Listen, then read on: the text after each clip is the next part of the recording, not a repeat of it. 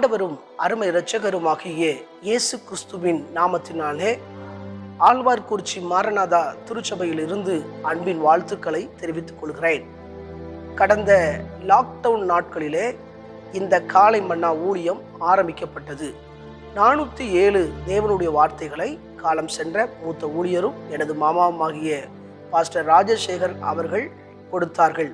அதைத் தொடர்ந்து இந்த ஊழியமானது தடையில்லாமல் இந்த நாள் பரியந்தமும் நடைபெற கர்த்தர் கிருபை பாராட்டியிருக்கிறார். எத்தனையோ சவால்கள், எத்தனையோ வார்த்தைகள் மத்தியிலே ஒவ்வொரு நாளும் தேவனுடைய வார்த்தையை அருமையாக இனிமையாக நம்மை உணர்த்துவனமாய் இந்த காலை மன்னா ஒவ்வொரு நாளும் வருகிறது. தொடர்ந்து நீங்கள் ஜெபித்துக் கொள்ளுங்கள். இந்த காலை மன்னா ஊழியங்கள் இன்னும் பல ஆயிரம் கணக்கான காலை மன்னா வெளியே வரவும், தேவனுடைய வெளிப்பாட்டின்படி தேவனுடைய வார்த்தையை சொல்ல இந்த தளம் பயன்பட ஜெபியுங்கள். இந்த 2000வது நாள் காலை மன்னா செய்திக்காக யாரை அழைப்பது என்று ஜெபித்த பொழுது அருமையான ராமநாதபுரத்திலே இருக்கிற அருமையான பாஸ்டர் ஜான்சன் பாண்டியன் ஐயா அவர்களை அணுகி கேட்ட பொழுது அவர்கள் தாராளமாய் கொடுக்கிறேன் என்று சொல்லி தேவனுடைய வார்த்தையை நமக்கு அனுப்பியிருக்கிறார்கள். அவர்களுக்கு நன்றி செலுத்துகிறேன். அதோடு சேர்ந்து ஒவ்வொரு நூறிலும் பேசின சில தேவனுடைய மனிதர்கள் நமக்கு வாழ்த்து செய்தியாக சொல்லியிருக்கிறார்கள். அவர்களுக்கும் நான் நன்றி செலுத்துகிறேன். தொடர்ந்து இந்த ஊழியத்துக்காக நீங்கள் ஜெபித்துக் கொள்ளுங்கள். காலை மன்னா நேயர்கள் தான் இந்த ஊழியத்துக்காக ஜெபிக்க வேண்டும். தேவன் இந்த காலை மன்னா ஊழியங்களை ஆசீர்வதிப்பாராக. இதில் வருகின்ற எல்லா வார்த்தைகளையும் கேளுங்கள். தேவன் உங்களோடு கூட பேசுவாராக. ஆமென். இந்த 2000வது காலை மன்னா நிகழ்ச்சிக்கு உங்களை அன்புடன் வரவேற்கிறேன்.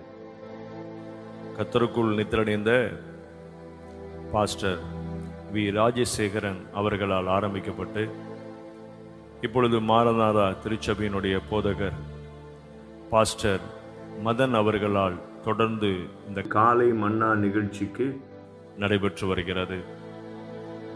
இதனுடைய அனைத்து நேயர்களுக்கும் இயேசு கிறிஸ்துவின் நாமத்தினாலே என்னுடைய அன்பான வாழ்த்துதல்களையும், தொடர்ந்து இந்த காலை தியான கூட்டத்தின் மூலமாக அநேகர் கர்த்தருடைய சத்தியத்தை அறிந்து ஆண்டவருடைய சித்தத்தை செய்வதற்கு உதவி செய்ய உங்களுக்காக ஜெபிக்கிறேன்.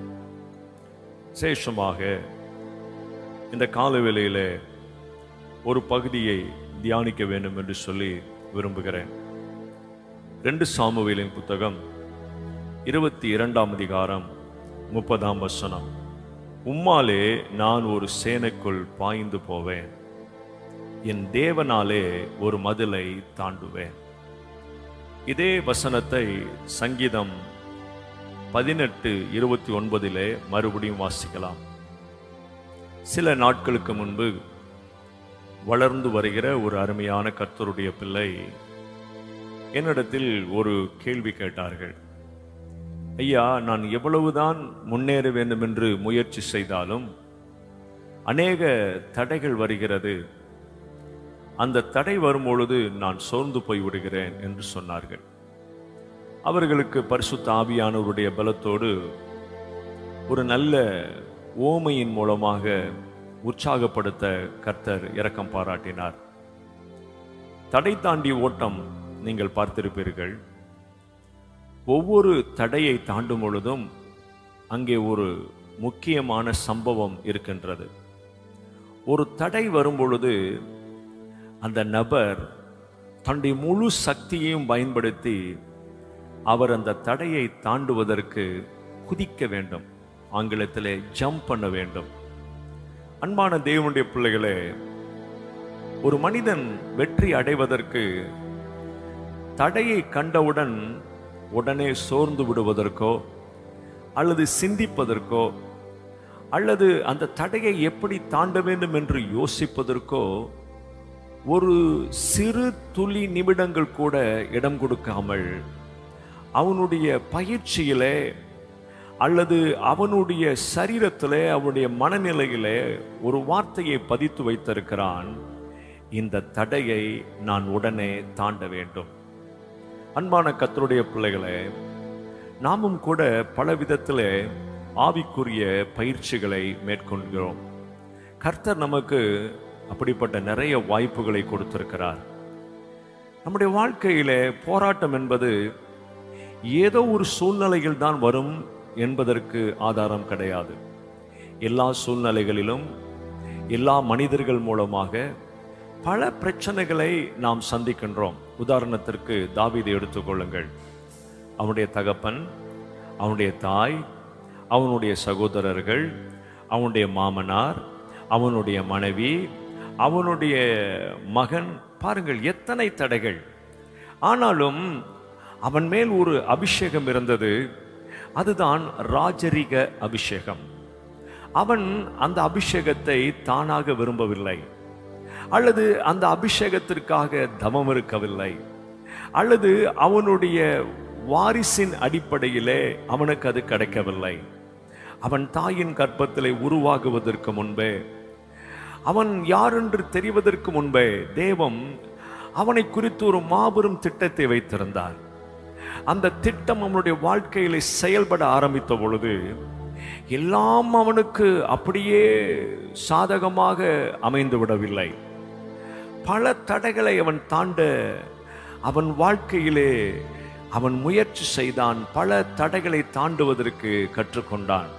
வேதத்திலே வாசிக்கிறோம், குருடர்கள் வழி அருகே உட்கார்ந்திருந்தார்கள். 2 பேர் தான். இந்த 2 பேரும் இயேசுவினுடைய அந்த மகத்துவத்தை அறிந்து, தாவீதின் குமாரனே எங்களுக்கு இறங்கும் என்று கூப்பிடுகிறார்கள். மத்திய எழுதின சுவிசேஷம் 20ஆம் அதிகாரம் 30ஆம் வசனத்திலே நாம் வாசிக்கிறோம். நல்லா கவனிச்சு பாருங்க. கூப்பிட்ட உடனேயே சூழ்நிலைகள் மாறினதா? இல்லை. சூழ்நிலைகள் அவர்களை தடுத்தது. கூட வந்தவங்க எல்லாம் பேசாமல் இருக்கும்படி அதட்டினார்கள். ஐயா, நம்ம வாழ்க்கையில கூட, அம்மா, நம்ம வாழ்க்கையில கூட இப்படி சின்ன சின்ன காரியங்கள் இயேசுவோடு கூட இயேசுவின் அற்புதத்தையும் அதிசயத்தையும் அல்லது அவருடைய மகத்துவத்தையும் காண முடியாதபடி தடை செய்கிறது அல்லவா? ஆனால் நல்லா கவனிங்க, சூழ்நிலைகளை காட்டிலும் உங்களுடைய ஜெபத்தை பார்க்கிற கர்த்தர் இன்றைக்கு மாறாதவராயிருக்கிறார். வேதம் சொல்லுகிறது, அதே பகுதியில் இயேசு நின்று நான் உங்களுக்கு என்ன செய்ய வேண்டும் என்று கேட்கிறார். அவர் சொல்றாங்க, என் கண்களை திறக்க வேண்டும், எங்கள் கண்களை திறக்க வேண்டும். அன்பான தேவனுடைய பிள்ளைகளே, அநேக நேரத்தில் சூழ்நிலைகள் ஆண்டவரிடத்திலிருந்து வருகிற ஆசீர்வாதங்களையும் கிருபைகளையும் தடுக்கிறது என்று நாம் எண்ணிக்கொள்கிறோம். கிடையவே கிடையாது.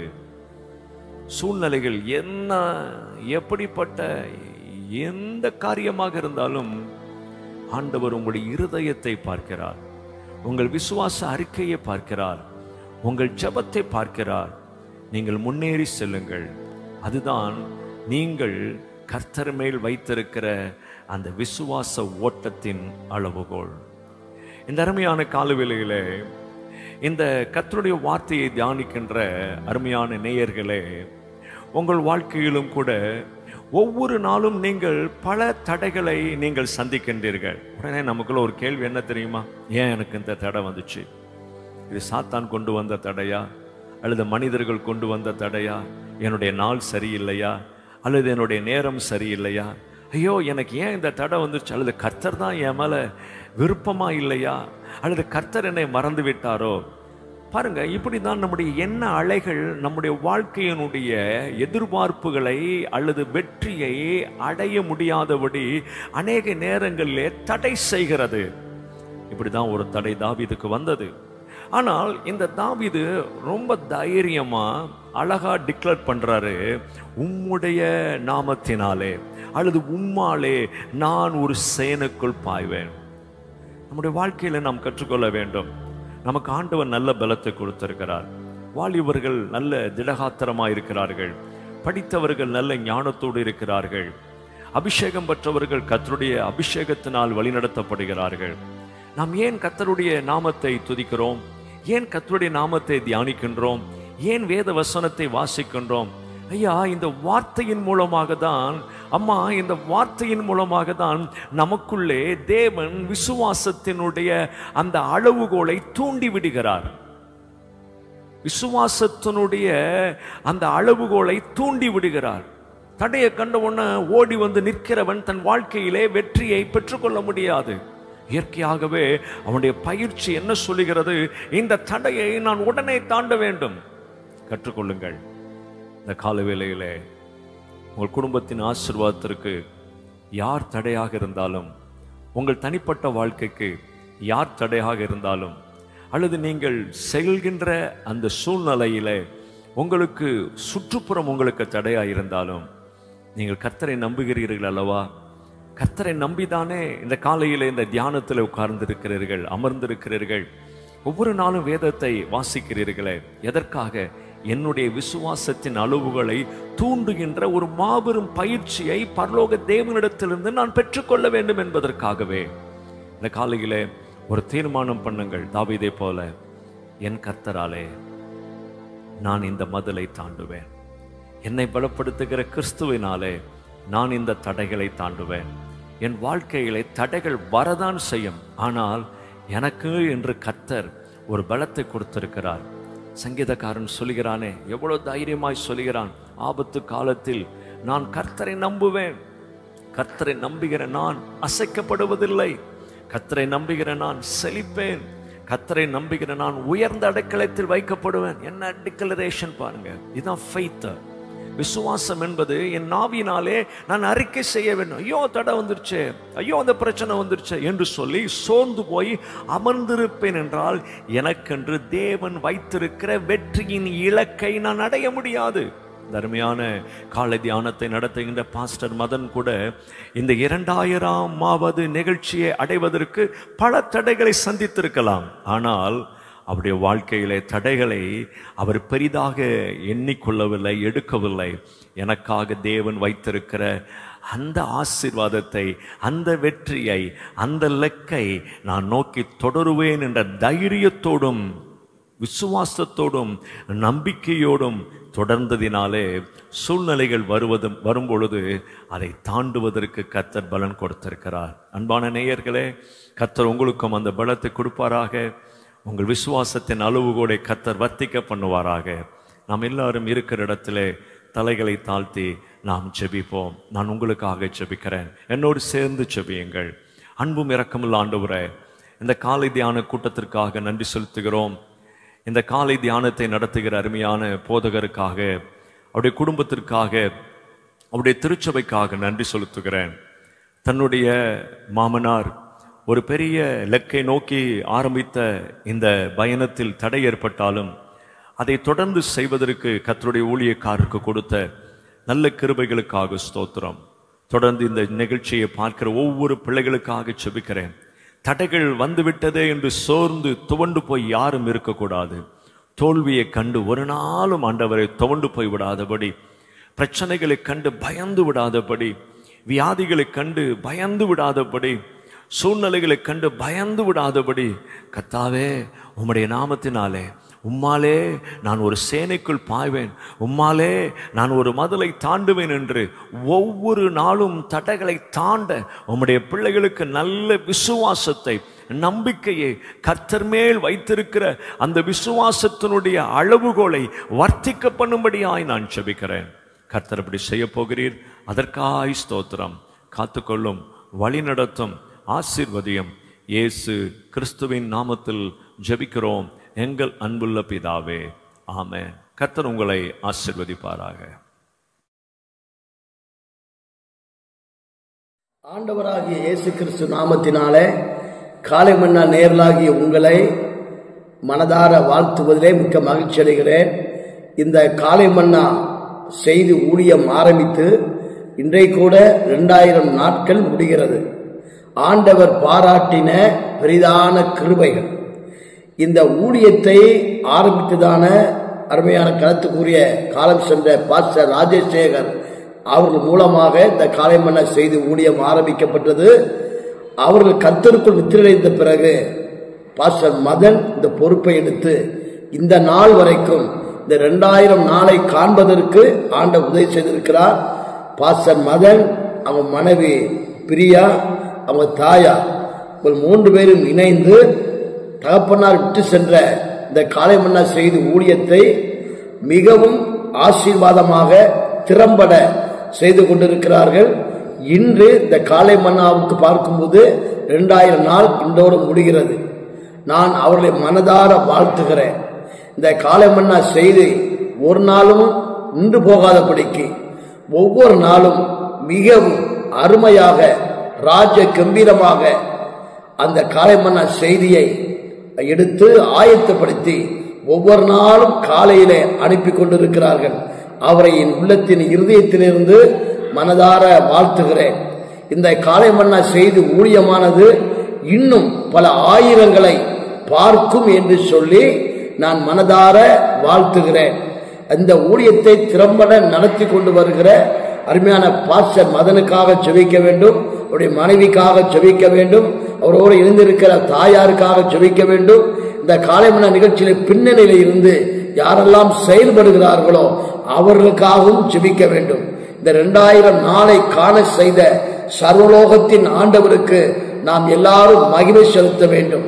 இன்னும் பல ஆயிரக்கணக்கான காலை மன்னா செய்தியை அவர்கள் உங்களுக்கு வெளியிட இன்னும் அதிக நுட்பமான அதிகமான காரியத்தோடு கூட இந்த காலை மன்னா செய்தி வெளியிடுவதற்காக நாம் ஜெபம் பண்ணுவோம். இந்த காலை மன்னா செய்திக்காக நான் மனதார வாழ்த்துகிறேன். அடிமையும் இந்த காலை மன்னா செய்தியில ஒவ்வொரு வாரமும் திங்கட்கிழமை தோறும் இந்த காலை மன்னா செய்தியில அடிமை செய்து கொடுக்க ஆண்டவர் எனக்கும் உதவி செய்திருக்கிறார். ஆகையினாலே இந்த காலை மன்னா செய்தியை நடத்துகிற அருமையான குடும்பத்தாருக்கும் இந்த காலை மன்னா செய்தியை ஒவ்வொரு நாளும் பார்த்து ஆசீர்வதிக்கப்படுகிற யாவருக்கும் தூத்துக்குடி சியோன் கோட்டை சபையிலிருந்து உங்களுக்கு மனதார என் வாழ்த்துக்களை நான் கொண்டு வருகிறேன். உங்களுக்காக ஒரு வசனத்தை நான் வாசித்து நிறைவு செய்ய விரும்புகிறேன். அதாவது பார்க்கும்போது உபாகமத்தின் புஸ்தகம் 31ஆம் அதிகாரத்திலே வசனம் இருக்கிறது. 31ஆம் அதிகாரத்திலே 33ஆம் வசனம் சொல்லப்பட்டிருக்கிறது. அவர் நூனின் குமாரனாகிய யோசுவாவை நோக்கி, நீ பலம் கொண்டு திடமனதாயிரு, இஸ்ரவேல் புத்திரருக்கு நான் ஆணையிட்டு கொடுத்த தேசத்தில் நீ அவர்களை கொண்டு போவாய், நான் உன்னோடு இருப்பேன் என்று கட்டளையிட்டார். நடத்தி கொண்டு போவாய் என்று சொல்லி அவர் கட்டளையிட்டிருக்கிறார். இந்த காலை மன்னா செய்தி ஊழியத்தை கர்த்தர் மதனாகிய உங்களுக்கு நடத்தி கொண்டு போகிறதற்கு அதற்கு வேண்டிய ஞானத்தையும் கிருபையும் வேகத்தை கொடுத்து உங்களையும் உங்கள் குடும்பத்தையும் உங்கள் சபையையும் ஆண்டவர் இப்பொழுது இருக்கிறதை பார்க்கலாம் 1000 மடங்கு பெருக செய்வார் என்று சொல்லி மனதார வாழ்த்தி நான் உங்களை ஆசீர்வதிக்கிறேன். ஆண்டவர் இயேசு உங்களை ஆசீர்வதிப்பாராக. நீங்கள் சுகமாக இருப்பீர்கள் என்று சொல்லி வாழ்த்துகிறேன். காலை மன்னா செய்தியை ஒவ்வொரு நாளும் பார்க்கிற உங்களையும் மனதார வாழ்த்துகிறேன். ஆசீர்வதிக்கப்படுவதை குறித்து நான் மிகவும் சந்தோஷம் அடைகிறேன். ஆண்டவர் அடுத்த 1000 நாளை பார்ப்பதற்கும் உதவி செய்வாராக. இயேசுவின் நாமத்தில் கேட்கிறோம் நல்ல பிதாவே, ஆமேன். சோத்திரம்.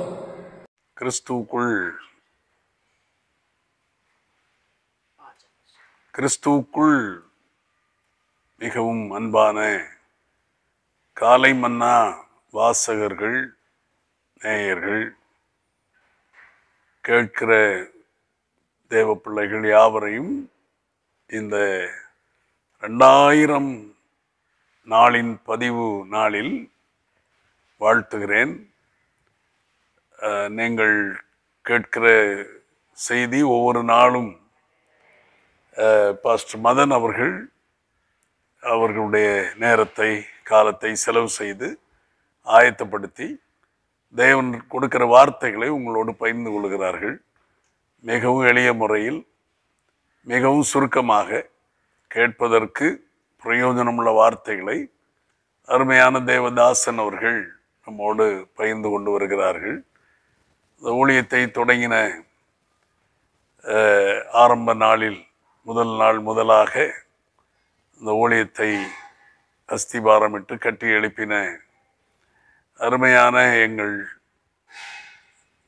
குமாரர் அருமையான பாஸ்டர் ராஜசேகரன் அவர்கள் தரிசனத்தோடு பெரிய ஒரு நோக்கத்தோடு இந்த ஊழியத்தை துவங்கினார்கள். அவர்களுடைய ஓட்டத்தை அவர்கள் விசுவாசத்தை காத்துக்கொண்டு ஓடி முடித்து விட்டார்கள். அவர்களுடைய ஓட்டத்தின் நிறைவு முடிந்த பிறகு அதே ஊழியத்தை இன்றைக்கும் மிகுந்த பொறுப்போடு பாரத்தோடு செய்து வருகிற அருமையான மதன் ராஜசேகர் அவருடைய இளைய குமாரத்தியினுடைய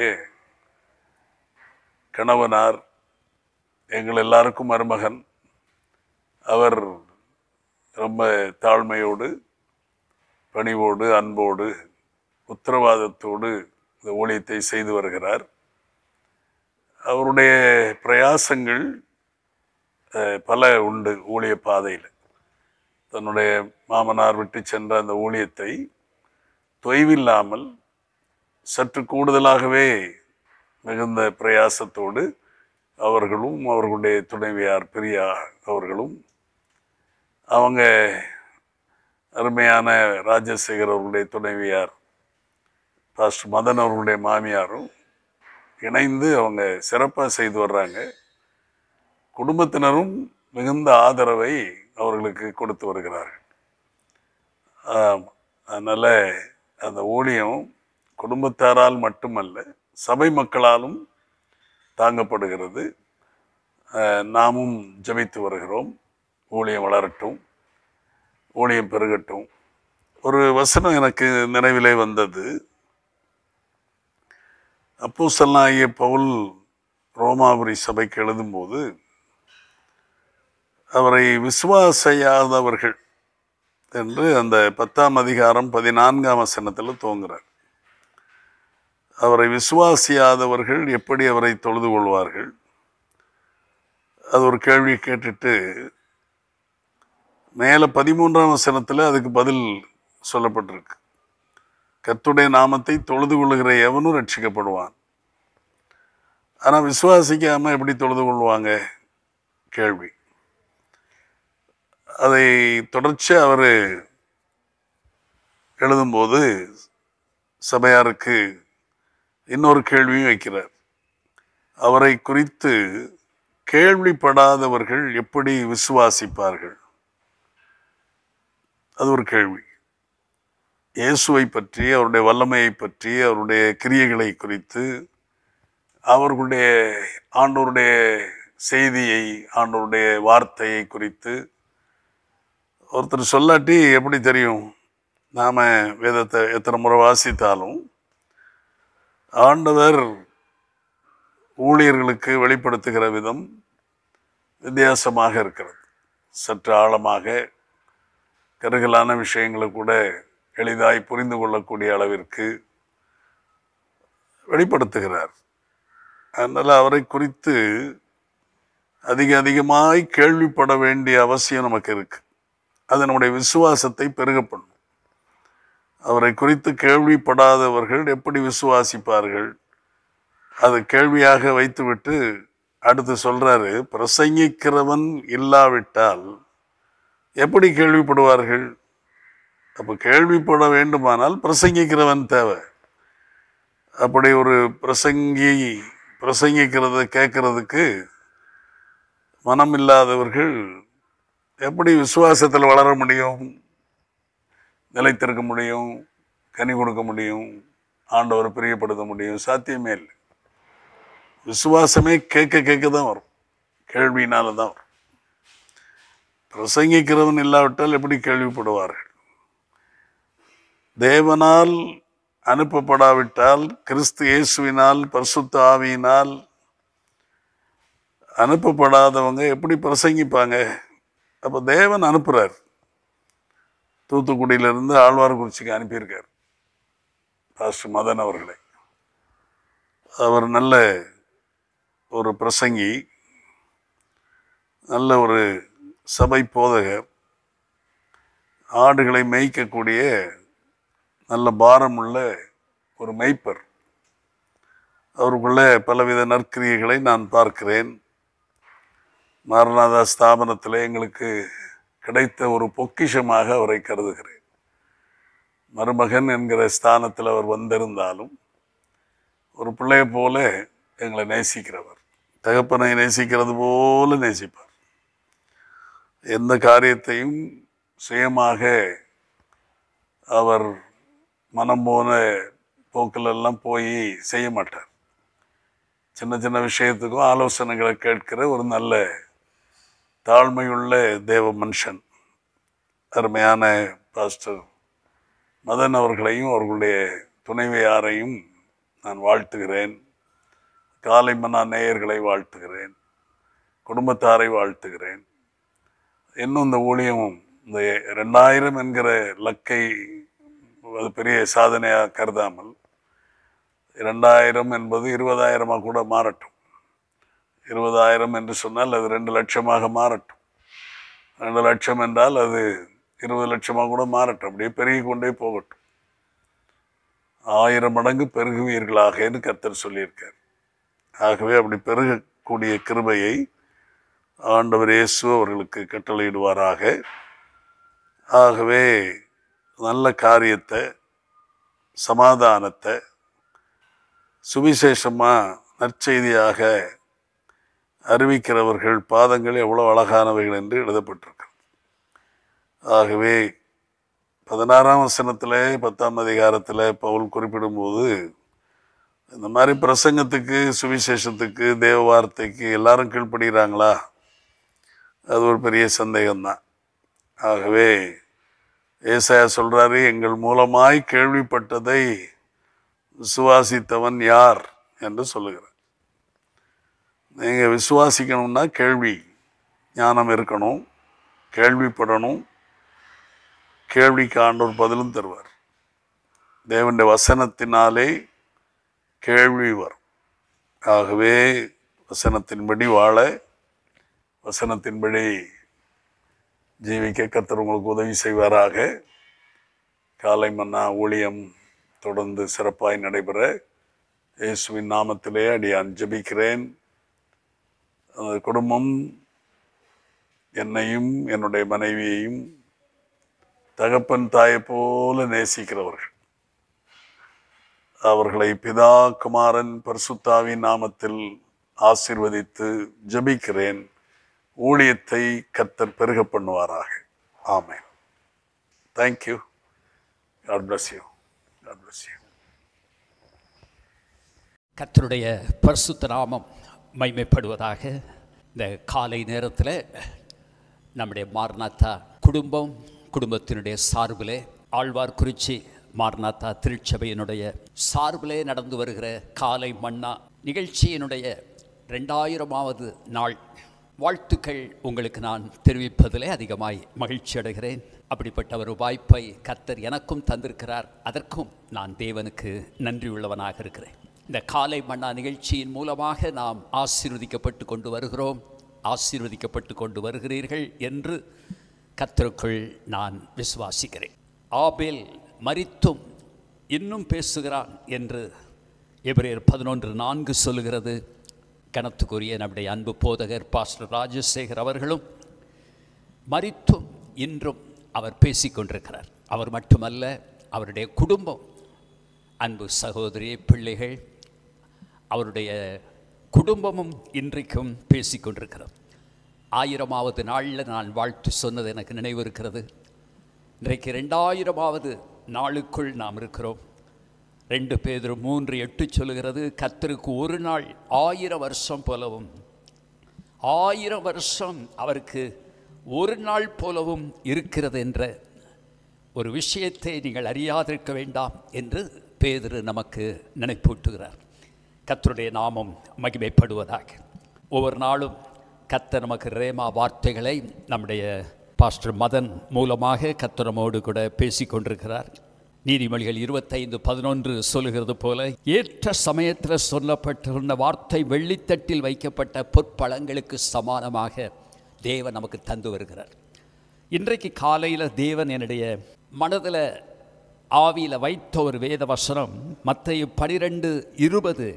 அவர் நியாயத்திற்கு ஜெயம் கிடைக்க பண்ணுகிற வரைக்கும் நெறிந்த நாணலை முறிக்காமலும் மங்கி எரிகிற திரியை அணைக்காமலும் இருப்பார்.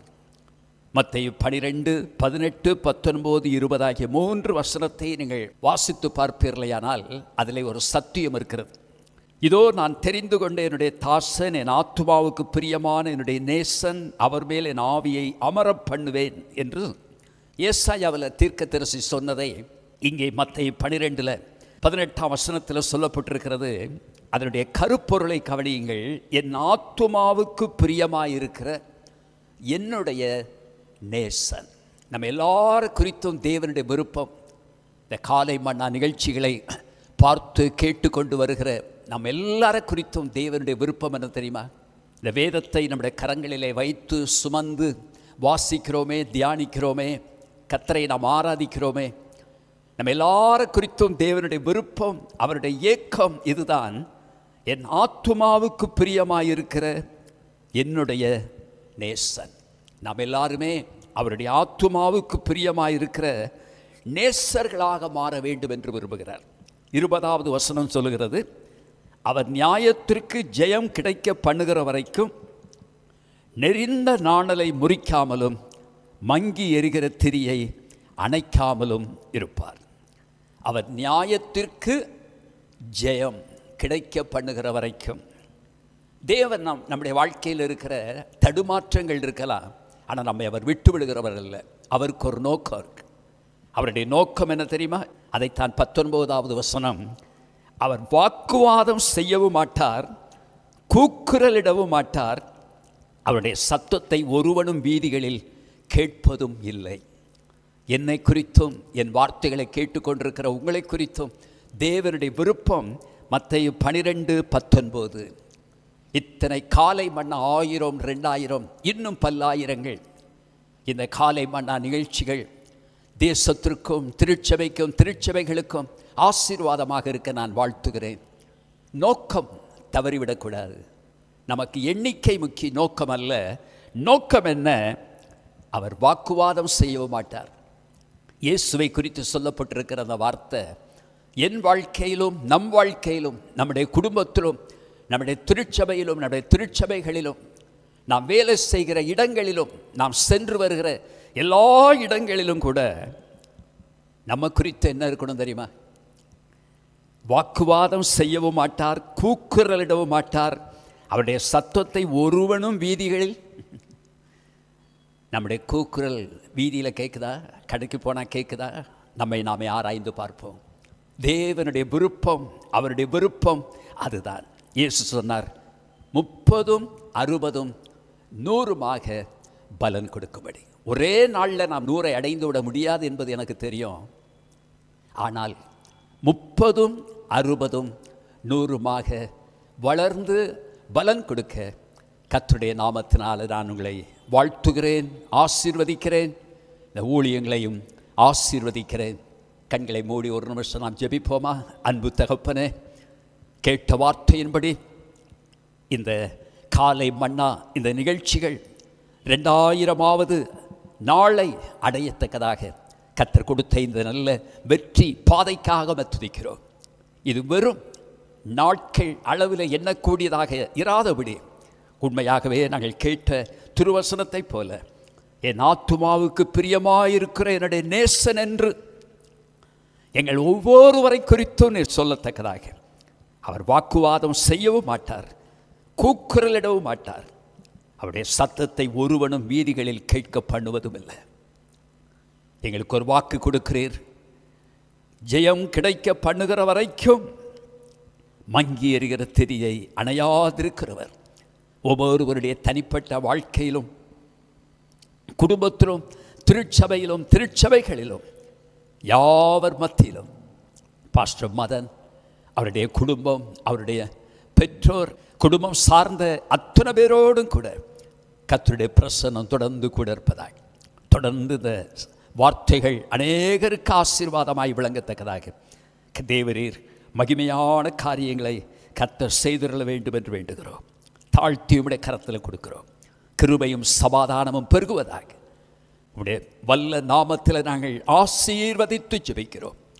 கிருபையும் சமாதானமும் பெருகுவதாக மீட்பர் இயேசுவின் மூல வேண்டுகிறோம், ஜீவனுள்ள பிதாவே. ஆமேன், ஆமேன், ஆமென். God bless you. கர்த்தர் உங்களை ஆசீர்வதிப்பாராக. Praise the Lord. கர்த்தருடைய நாமம் மகிமைப்படுவதாக. இந்த நல்ல நாளிலும் அருமையான பாஸ்டர் மதன் அவர்களுக்கும் அவர்கள் செய்து வருகிறதான இந்த காலை மன்னா ஊழியத்துக்கும் என்னுடைய வாழ்த்துக்களை தெரிவித்துக் கொள்கிறேன், நன்றியை தெரிவித்துக் கொள்கிறேன். விசேஷமாக இன்றைக்கு 2000 பதிவை அவர்கள் விடுகிற ஒரு நல்ல தருணம். அதற்கு நல்ல ஒரு வாழ்த்துதலை சொல்லும்படியாக என்னை அழைத்ததற்காக நன்றி செலுத்துகிறேன். நான் திருநெல்வேலி பக்கம் ராமன்பட்டி மாரநாத சபையின் போதகராக இருக்கிறேன். கடந்த நாட்களில் 1800வது பதிவிலே நான் இந்த காலை மன்னாவிலே அவர்களை வாழ்த்தி பேசியிருக்கிறேன். அந்நாட்களிலே ஆறுதலை குறித்து உங்களோடு பேசினேன். மிக்க சந்தோஷம். இந்த காலை மன்னா ஒரு மெய்யாகவே ஒரு ஆறுதலின் வார்த்தையாக இருக்கிறது. என்னை நேசிக்கிற ஒரு அருமையான நல்ல ஒரு போதகர். கர்த்தர்களை ஆசீர்வதிக்கட்டும். இந்த ஊழியத்துக்காக நாங்களும் சபை மக்களும் தொடர்ந்து செபித்து வருகிறோம். ஒவ்வொரு நாளும் காலையில் எழுந்தவுடனே அந்த காலை மன்னாவை நாங்கள் பார்க்கிறது அதிகமாக நான் பார்ப்பேன். எனக்கு மிகவும் சந்தோஷமாக இருக்கிறோம். ஒரு இனிமையான செய்தி. இந்த 2000 பதிவிலே ஒரு வாழ்த்துதலை சொல்லும்படியாக இந்த இடத்துல நான் கடந்து வந்திருக்கிறேன். கர்த்தர் நல்லவர். நீங்கள் லூக்கா எழுதின சுவிசேஷம் 16ஆம் அதிகாரத்தில் நீங்கள் பார்த்தீங்கன்னு சொன்னால் 6 முதல் 9வது வசனம் வரைக்கும் ஒரு ஓமையை நீங்கள் பார்க்க முடியும். அந்த ஓமை என்னவென்று சொன்னால், ஒரு மனுஷன் ஒரு தோட்டத்தை வைத்திருக்கிறான். அந்த தோட்டத்துக்கு ஒரு தோட்டக்காரனையும் அவர் நியமித்து வைத்திருக்கிறார். ஒரு நாள் அந்த தோட்டத்து முதலாளி அந்த இடத்து வழியாக வரும்போது தன் தோட்டத்தை அவர் சுற்றி பார்க்க சென்றபோது அங்கே ஒரு அத்தி மரத்தை அவர் பார்க்கிறார். அதை பார்த்தபோது அவருக்கு ஒரு வியப்பாக இருந்தது. இத்தனை ஆண்டு காலம் இந்த அத்திமரம் ஒரு கனி கூட தரவில்லையே என்று சொல்லி மிக வருத்தத்தோடு கூட தன் தோட்டக்காரனை அழைத்து, இதை வெட்டி விட்டு, இது வேண்டாம், இது யாருக்கும் பிரயோஜனம் இல்லாமல் இருக்கிறது, இடத்தையும் இது அடைத்து கொண்டு இருக்கிறது, இது இந்த தோட்டத்துக்கு தேவையில்லை என்று தன் தோட்டக்காரனிடம் அவர் சொல்ல, உடனே அந்த தோட்டத்துக்காரர், ஐயா தயவு செய்து இந்த ஒரு வருஷம் மட்டும் அது இருக்கட்டும், அதற்கு நான் எரு போடுகிறேன், உரமிடுகிறேன், அதற்கு நீர் பாய்ச்சுகிறேன், அதை பராமரிக்கிறேன், கிளை நறுக்குகிறேன், அதை சுத்தம் செய்கிறேன், கண்டிப்பாக அது கனி கொடுக்கும் என்று அவர் சொல்லுகிறார். எனக்கு அருமையான காலை மன்னா வாசகர்களே, இதில் ஒரு சத்தியம் மறைந்து இருக்கிறது. இந்த தோட்டக்காரன் இடத்துல தான் இயேசுநாதர் இன்னைக்கும் இருக்கிறார். நாம் பிரயோஜனம் இல்லாதவர்களாக இருக்கிறோம். இத்தனை ஆண்டு காலம் ஆண்டவருக்காக, இயேசுவுக்காக, இந்த பைபிளுக்காக, இந்த சத்தியத்துக்காக எதுவுமே நம்ம செய்யலை. பிரயோஜனம் இல்லாதவர்களாக இருக்கிறோம். ஆகவே தேவன் எப்படியாயிலும் இயேசு நம்மை பிரயோஜனம் உள்ளவர்களாய் மாற்றுவதற்கு அவர் இன்றும் நமக்காக பரிந்து பேசிக்கொண்டே இருக்கிறார். எப்படியாயிலும் நாம் பரலோக ராஜ்யத்தை ஒரு மனிதன் இழந்து விடக்கூடாது. பரலோக ராஜ்யத்துக்குள்ளே அவனை கொண்டு சேர்க்க வேண்டும் என்பதற்காக இந்த பூமியில ஒவ்வொரு நாளும், ஒவ்வொரு வாரமும், ஒவ்வொரு மாதமும், ஒவ்வொரு வருஷமும் கர்த்தர் தேவையான கிருபைகளை நமக்கு அள்ளி தருகிறார், அள்ளி அள்ளி தருகிறார். ஆனால் நாமே ஆண்டவராகிய இயேசுவிடம் எண்ணற்ற ஆசீர்வாதங்களையும் அற்புதங்களையும் அதிசயங்களையும் பெற்று நாம் பயன்படாமல் இருக்கிறோம். அப்படியே இருக்கிறோம். ரட்சிக்கப்பட்ட புதுசில் எப்படி இருந்தோமோ அப்படியே இருக்கிறோம். ஆகவே ஆண்டவராகிய இயேசு நம்ம மேல கருசனை உள்ள தேவன், அக்கறை உள்ள தேவன். நமக்காக இன்றும் பிதாவினிடத்திலே பரிந்து பேசுகிறார். இந்த ஒரு வருஷம் இருக்கட்டும், கண்டிப்பாய் இந்த சகோதரனை, இந்த சகோதரியை நான் நிச்சயம் பரலோக ராஜ்யத்துக்கு தகுதி உள்ளவாய் மாற்றுவேன் என்று சொல்லி நமக்காக அவர் இன்னும் பரிந்து பேசுகிறார். ஆனால் எரேமியா 22:21 சொல்லுகிறது, நீங்க என்ன சொன்னாலும் நான் உங்க பேச்சை கேட்க மாட்டேன் அப்படின்னு அதில் எழுதியிருக்கிறது. எனக்கு அருமையான சகோதரர்களே, நாம கர்த்தருடைய வசனத்துக்கு கீழ்ப்படிவோம்.